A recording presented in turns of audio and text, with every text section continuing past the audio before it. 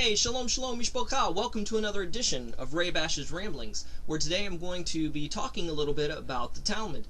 I and the sect that I belong to have been criticized because we believe in the Talmud. But let me just clarify on how we believe in the Talmud. We believe that that there is an oral Torah. In other words, Yahweh on Mount Sinai gave Moses the written Torah. He wrote it down.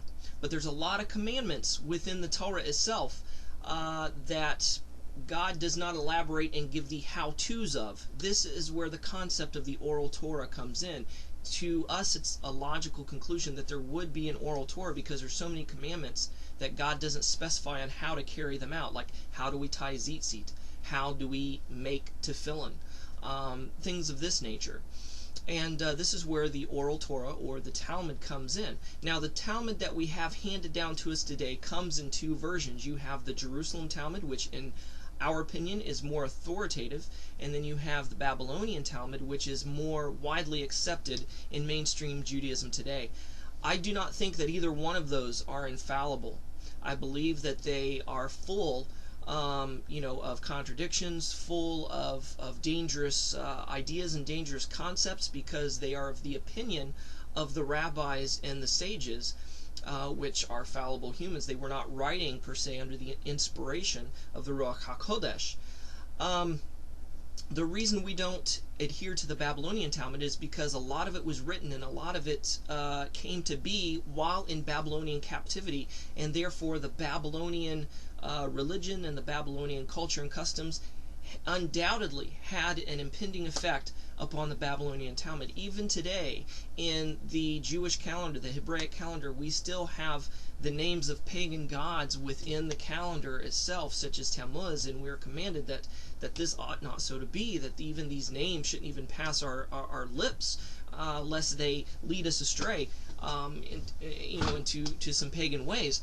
The Jerusalem Talmud was formulated and written and came about mostly in Jerusalem, which I believe that they were not completely free of pagan influence, but more free of pagan influence, and therefore a more pure version of the Talmud was able to be produced. I know that the majority of Judaism, I know I'll probably get tons of comments, tons of arguments regarding this, regarding my belief in this, regarding, these facts, but, so be it, whatever.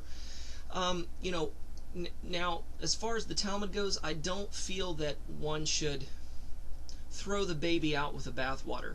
And when people reject the Talmud as a whole, you're throwing the baby out with the bathwater.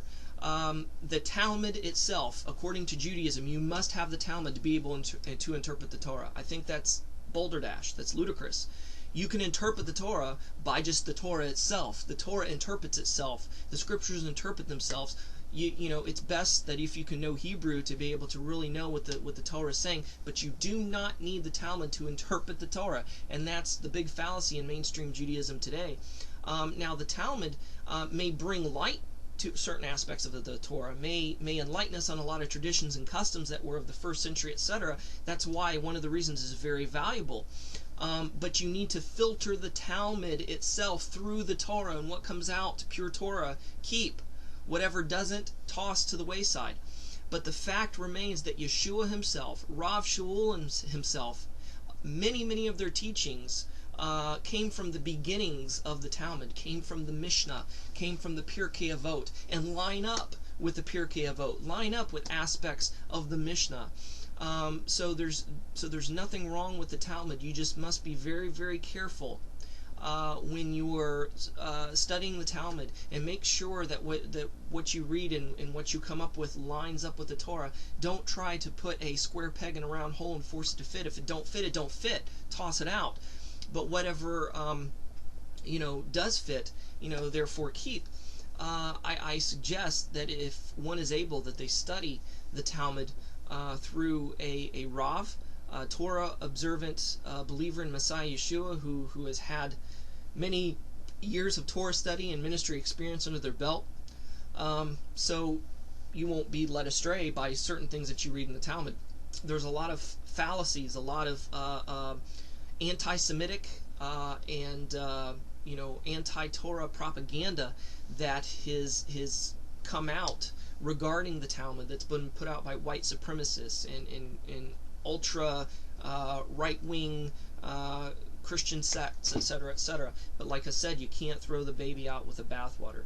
The Talmud came from what was called the Mishnah, and it is the minhag, in other words, the custom traditions of the rabbis and sages that they've developed through the study of Torah.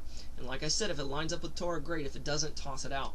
So this is kind of my introduction on the Talmud, because I know I've had many of subscribers and viewers ask about the Talmud and ask about my beliefs regarding the Talmud. So in a nutshell, that's kind of it.